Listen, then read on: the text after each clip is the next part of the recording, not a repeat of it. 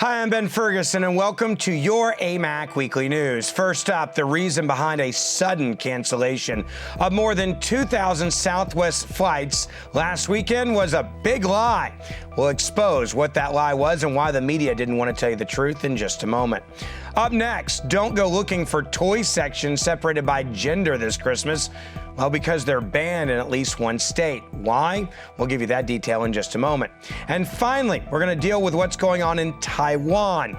It's an issue that many have not been paying attention to, and our own Bobby Charles will be here to break down what's happening in that country. But first, a quick reminder, make sure you share this video with your family and friends right now on social media to help more people see this broadcast. Your AMAC Weekly News starts right now.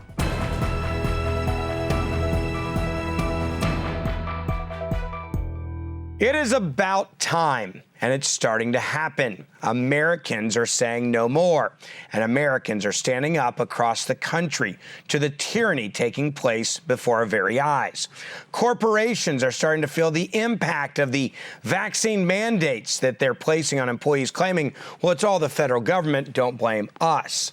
One of the biggest impacts made occurred over the weekend as Southwest pilots fought back against the new vaccine mandate from their company. Just 2 days after the Southwest Pilots Union asked a federal judge to block the company's vaccine mandate, the airline was forced to cancel 1,800 flights just over the weekend, and that number has continued to rise. Axios tweeted in response to the massive spike in Southwest cancellations, writing this, quote, "The cancellations began after Southwest pilots asked a court to block the airline's new vaccine mandate. Though Southwest insists the service disruptions were not a result of a planned sick out." Okay, sure, we believe you. The FAA even took to Twitter in an attempt to back up Southwest's excuse for the cancellations by responding to the tweet posted by Axios, writing, quote, "To be clear, none of the information from Southwest, its pilots union, or the FAA indicates that this weekend's cancellations were related to vaccine mandates." This is how stupid they think the American people are, that they think we can't connect dots when 30% of their flights are being canceled, claiming it's weather. And if you want to know what collusion looks like, this is collusion between a federal government working with the private sector to come together to lie to the American people about something that's happening in real time before our very eyes. Now, let's be clear. Southwest joined Amtrak, United Airlines, and American Airlines, despite all of them at one point promising they would never put forth a vaccine mandate. You want to know why they're doing it now? Because they have government contracts that they are trying to protect. Now, even though Southwest did end up violating their promise of no mandates, of course, the airline CEO is blaming Joe Biden for forcing him to make this choice. As I think you probably know, I've never been in favor of corporations imposing that kind of a mandate. I'm not in favor of that, never have been. But the executive order from President Biden mandates that all federal employees and then all federal contractors, which covers all the major airlines, have to have a mandate, a vaccine in place by December the 8th. So we're working through that. Now, to make things even worse, the media, they got in on the line. They joined with the government. They joined with Southwest Airlines, and they told the lie. In fact, it took them 5 days for the mainstream media to tell the truth about the real reason behind the cancellations of Southwest flights. Southwest isn't the only corporation taking away the liberties of Americans either. The largest healthcare system in Louisiana took COVID vaccination mandates to a new extreme this week. Starting in 2022, employees will be fined $200 per month if their spouse or partner isn't vaccinated in one system. You heard me right. They are not only threatening their own workers, but they are also fining their employees for the actions of their other family members or partners who they're not even married to. This is just a continuation of the lies spread by the government to justify them taking away all of your health decisions from you and your freedoms. Thankfully, state officials are fighting back. The governor of Texas and Florida both announced orders banning vaccine mandates for workers and consumers in their respective states. Texas Governor Greg Abbott tweeted this on Monday saying, quote, "I issued an executive order prohibiting vaccine mandates by any entity in Texas. I also added the issue to the special session agenda. The COVID-19 vaccine is safe, effective, and our best defense against the virus, but should always remain voluntary and never forced." One day after Abbott passed his executive order, Florida Governor Ron DeSantis said this. So I think the coercion is just totally wrong. I think it's destroying trust in public health to the extent that there was still trust left over after all the stuff that's been done. But I think it's really, really negative, and I think you're going to end up driving people away. In response to these movements, Jen Psaki decided to make this claim at Tuesday's press conference. Governor Abbott's executive order banning mandates, and I would also note announcement by Governor DeSantis this morning, essentially banning the implementation of mandates, fit a familiar pattern that we've seen of putting politics ahead of public health. The good news is state officials are fighting back, and we need to. Living in America means having freedoms not available in other countries, and we need to make sure our country remains free. Just when you thought the politicians in California couldn't get any stupider, they do it again. The state is now the first in the nation, they want you to clap for them right now, to require gender-neutral toy aisles and toy sections at large retail stores. According to state officials, they believe the best way to advocate for the LGBTQ community is to force retail stores to make their toy sections gender neutral. Now, to make your head spin even more, this new mandate doesn't even apply to children's clothes.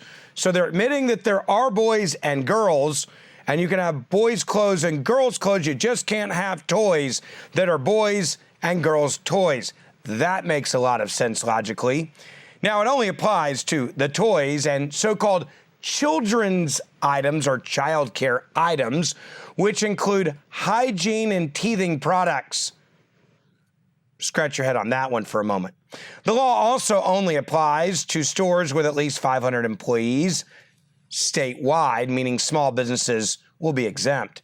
So apparently, LGBTQ issues are solved now that toy sections and child care items are gender neutral, but only at big retail stores. Now, if you really want to have some fun, just check the fine print of this brilliant new bill in California, because there's a couple little asterisks in there. You can still maintain, they say, a boy and girl sections in the store as long as you create a new gender-neutral area. Though the legislation is unclear whether retailers could be punished for selling the same toys in the gendered and gender-neutral sections of the store. Man, this is going to get confusing. Texas Governor Greg Abbott responded to this new California law, tweeting this. California mandates gender-neutral toy aisles for large retailers. Not in Texas. In Texas, it is businesses, not government, that decide how they display their merchandise. So what is the takeaway from this insanity that we're watching unfold before our very eyes all over the country? It's this. The left continues to make changes in an attempt to indoctrinate Americans from a very early age, literally like when they're born. We as a country and we as its citizens need to stand up and make sure that this doesn't continue to happen. And when they try to get it to happen, we need to stop them and expose it for what it is, trying to indoctrinate an entire society with a group of values that none of us are voting for. Obviously, we're dealing with a lot of chaos in the U.S. domestically right now with inflation and other issues that we're dealing with vaccine mandates. And that means that there's a lot going on around the world that many have not been focusing on. Very important issues like Taiwan and what's going on in Afghanistan. Joining me now to talk about these important issues is our very own AMAC national spokesman and former Assistant Secretary of State under Colin Powell, Bobby Charles. Bobby, I appreciate you coming on, and I want to start with this. You look at what's happening in Taiwan right now, and I'm getting that feeling that they're pretty much sitting ducks because of the lack of discipline and support from the Biden administration. What do you think is going to happen there? Yeah, I think it's very intuitive of you to look at Taiwan as sort of a barometric indicator for how our adversaries, particularly China, are going to react to the United States and our lack of leadership, our unwilling to stand up leadership, our unprincipled and kind of disinterested foreign leadership. And I think it's very worrisome because the pace or the operational tempo of what China is doing to Taiwan is increasing radically. You know, let me give a 30-second history lesson so people understand, because a lot of people don't understand why is Taiwan important. You know, the Qing dynasty came to an end in 1912. That was the end of 2,000 years of imperial rule in China. It was a civil war. Japan invaded in 1937. World War II came along. Of course, after World War II, Japan lost, and so they retreated from China. And that left a civil war afoot between Mao Zedong, who was a communist, and Chiang Kai-shek, who was a nationalist, who we supported and who we believed would bring a free and legitimate democratic country to bear if they won. Unfortunately, by 1949, it was pretty clear that the communists had won, and they were supported, of course, by the Soviet Union. And at the end of the day, what that meant is that we were now in a different world. We were in a world in which the nationalists had been pushed out onto Taiwan. Until Richard Nixon, until 1972, we always recognized as the legitimate government of China the nationalists who were residing on Taiwan. And we had the idea that eventually they might be able to come back and retake the mainland. In 1972, Richard Nixon did this famous thing called the Shanghai Communique. And what it did is it said there's one China, but it didn't identify whether it was a free China or a communist China. And that was sort of the magic words. And now all of a sudden, Taiwan is viewed differently. And of course, what that did is it slightly delegitimized the unique national temper of Taiwan. Sure. Ever since that time, with Ronald Reagan, George Herbert Walker Bush, and certainly with Donald Trump, we have done, in fact, I think the first phone call that Donald Trump got as a president was from the president of Taiwan. We have been very strong in our support of Taiwan. All of a sudden, Biden is here, and there is now this upsurge in anti-Taiwanese activity, anti-Taiwanese economic, diplomatic, and military actions by China. And China has made it clear earlier this year that they want global dominance. Very bold thing to say. I don't think they would have said that with Ronald Reagan or Trump as president. But in any event, they've said that. Well, and not only are they saying this, but let's talk about the incursions. Yeah, so let's using their military might, an unprecedented amount of incursions over Taiwan. And it's clear they're trying to figure out what their defense systems are going to look like if they decide to attack, how they would send up their airplanes and how they maybe would take them out. And again, while this is happening, we're saying nothing from the Biden administration, which is just unconscionable to me. You're absolutely right. So let's get specific. On October 6th, the Communist Chinese sent 52 military aircraft into Taiwanese space. That is a record number of military aircraft over Taiwan. In the days before that, one day they sent 39, another day they sent 38, another day they sent 16. So they're ramping up. And it isn't just about defense. It isn't just about trying to figure out what Taiwanese defenses would be. It's testing us, the United States. It's trying to see whether Biden will or won't push back. So the urgent call, the reason it's so vital right now, and it's like the first domino, it either doesn't fall and things stay stable, or it falls and China begins to take over. And then Russia says, yeah, why not? And Iran says, yeah, why not? And you get all of these engagements that we shouldn't be having.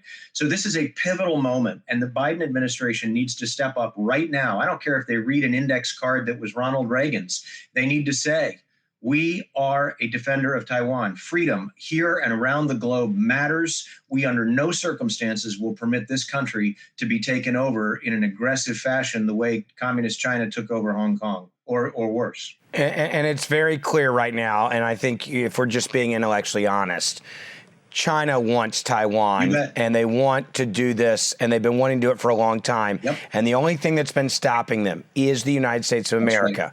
And what they're testing us with now is the resolve of this administration and a man that's clearly asleep at the wheel. And they're saying, hey, if we do this and attack, will America step in? And they're trying to figure it out. And I think what they're leaning towards is, and this concerns me greatly, is that we would do nothing or very little to stop them from taking over Taiwan. And like you said, if Taiwan falls into the hands of the Communist Chinese government, then there are other countries like Russia that would look at Ukraine and look at Latvia and Lithuania and Estonia very differently to say, well, shoot, they can do it in Taiwan. We can do it over here. You would see the same thing probably with Iran and Saudi Arabia. And that is exactly why people need to be making phone calls right now to their congressmen, to their senators, and get in the game right now to defend the people in Taiwan, because this is really about defending freedom.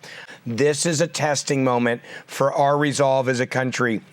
And if we don't get it right, this could be catastrophic for many other places in the world. And just one footnote, Ben, and that is that the reason China, in addition to Biden just being weak, the reason that China is stepping up so aggressively in the last few days, last few weeks, a progression in this direction, is that after we pulled out of Afghanistan, leaving Americans behind by the hundreds and leaving allies behind by the tens of thousands, China, we ran away from a rinky-dink terrorist organization that, I mean, terrorist organizations are always dangerous, but they are not a nuclear power. Nothing compared to China. No, and that's the whole point. China says if you're going to let a terrorist organization run Afghanistan and you're going to run away and leave your own people there, then what are you going to do if we decide that we're going to take something that we think is in our sphere of influence? And that's the incredible fact, is that I think we've never had a president, and Democrat or Republican, in the last 60, 70 years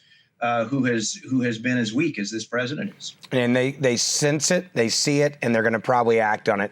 Bobby, I appreciate your time as always. Thanks for coming on your AMAC Weekly News. Quick reminder, if you haven't joined AMAC or renewed your AMAC membership, these are the exact issues that we keep you informed on. And you need to make sure you tell your family and friends about AMAC and join right now. We're now more than 2 million strong. You also get the AMAC magazine, an incredible publication which will give you in-depth articles and information about issues like what you just heard from Bobby Charles. Make sure that you renew your membership or join AMAC today. I'm Ben Ferguson, and I'll see you back next week for our next episode.